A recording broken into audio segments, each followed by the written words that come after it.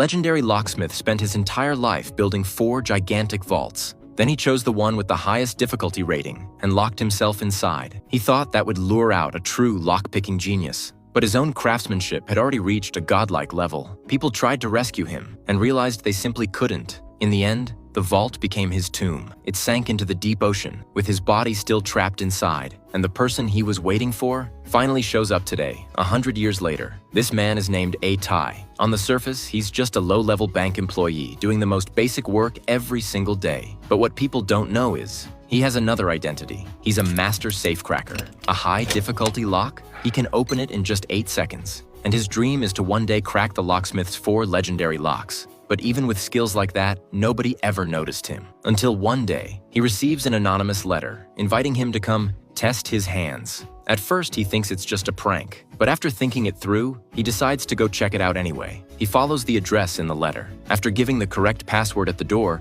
a bodyguard leads him deep inside. And that's when he sees it. Everyone gathered there is a top-tier lockpicking master from different cities. Except Tai is the only one standing there confused. He thought this was going to be some serious meeting, but instead, he's basically forced into a lock-picking competition. Before he even fully understands what's going on, someone on the floor already opens the lock, then a second, then a third. Only one spot is left. That's when Tai finally moves. He places his hand on the dial, gives it a few smooth turns, and he takes the last spot. Round 2 is even harder, but for Tai, it's still no big deal. This time, the long-haired guy opens it first again. Tai comes right after him, so the two of them advance to the final round. But this last lock is on a completely different level. Even the confident long-haired guy pulls out a special tool.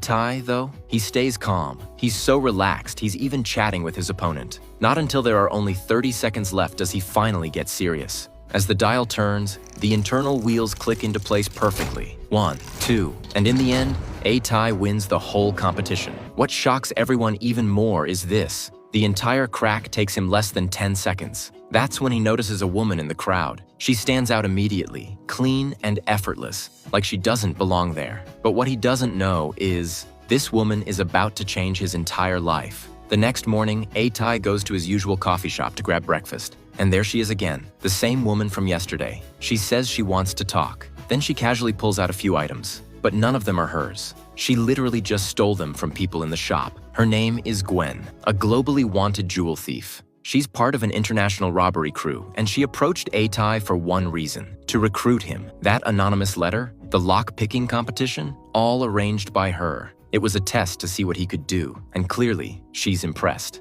At first, Tai wants nothing to do with this mess. He'd rather die than get dragged into a criminal crew. But then Gwen reveals their next target, and it instantly makes Tai's heart race, because they're going after the locksmith's 4 legends. Aside from the one that sank into the ocean, the other 3 are still being used by the World Bank to this day. But there's a catch. Their service term ends in 4 days. Once that deadline hits, all the vaults will be destroyed, meaning this is Tai's last chance to ever touch those legends. Gwen doesn't pressure him. She simply leaves him an address and gives him time to think. After one long night, Tai makes his decision. He joins. Soon, he follows the address to Gwen's base, and one by one, the rest of the crew shows up. A hacker girl handling the tech and logistics, a bearded driver for the getaway, and a tough leader who's the team's muscle. After confirming the key intel and the full plan, they finally begin the operation.